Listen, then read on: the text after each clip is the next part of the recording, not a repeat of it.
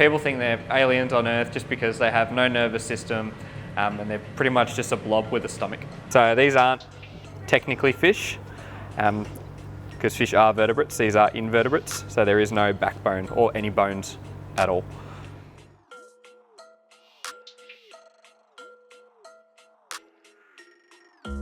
So they get a grounded up caviar or raw caviar fed 3 times a day. I guess it smells like cereal.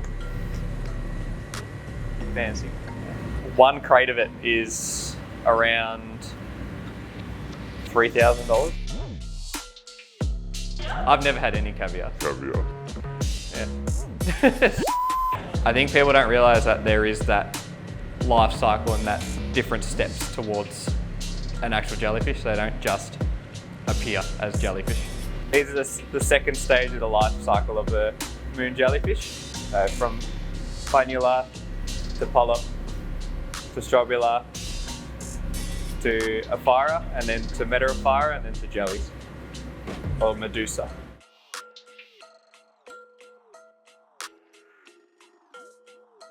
So the jellyfish themselves won't clone themselves, but the polyps will. So what they'll do is they'll plant themselves and then they'll split themselves into multiple, and then they'll just keep splitting and splitting and splitting until there's hundreds of them. There is one species of jellyfish that can live forever, technically live forever, which is the immortal jellyfish, which they recess back into their juvenile state after an extended period of time. Yeah, but our jellyfish here aren't immortal. They can survive with most of their tissue gone. As long as they've got that oral centre, that oral tissue, they'll keep kicking on. They're quite sensitive in a way. They're very easy to tear, break. So when servicing, we have to be very careful to not trap any air inside their bells or cause too much flow or move too fast. They will. You can find them in very high temperatures, low temperatures, so temperature's not too much of an issue. They're sensitive in a way that more external sources hurt them more than internal issues.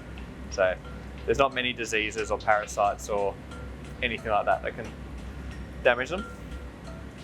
The water always has to be perfect and the salinity always has to be perfect. So we do daily salinity testing and pH testing, and then once a week we do a full water quality analysis.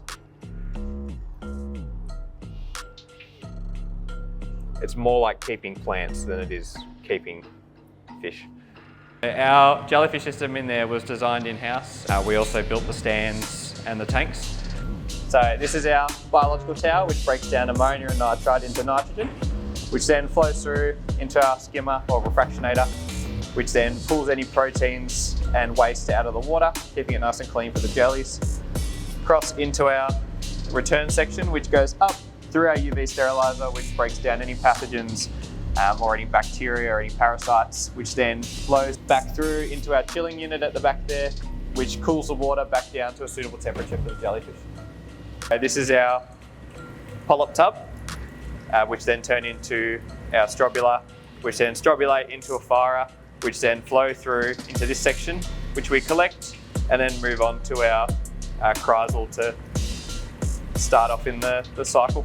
So they have an equal number of everything, an equal number of stomachs, equal number of oral tissue, equal number of gonads. The normal is a 4 of everything, but you do get a mutation sometimes where you get 6. I think there's a 6 in there somewhere. There's one. So that's a 5. That's different. That you don't see. It's with a 5, yeah. So once they get to that size, they're there for about 3 to 6 weeks of that size, and then they'll get moved onto display with the larger jellyfish. We are at the jellyfish display with all of our adult jellyfish.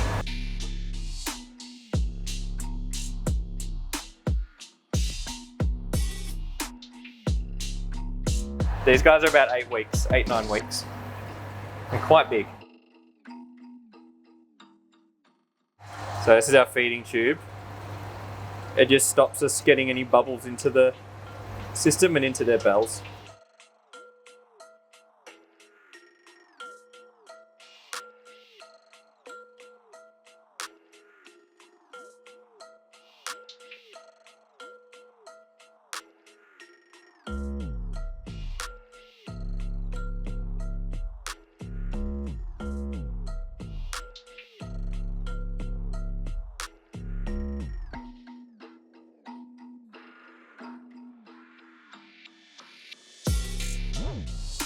So that large bit at the top, that's our bell. And then under the bell in the middle there is our oral tissue. And then behind that is our stomachs, gonads. And then those little tentacles running around the outside, that's all our stinging tentacles, which are full of nematocysts. These ones don't have a very big sting. It's more of like a little rash.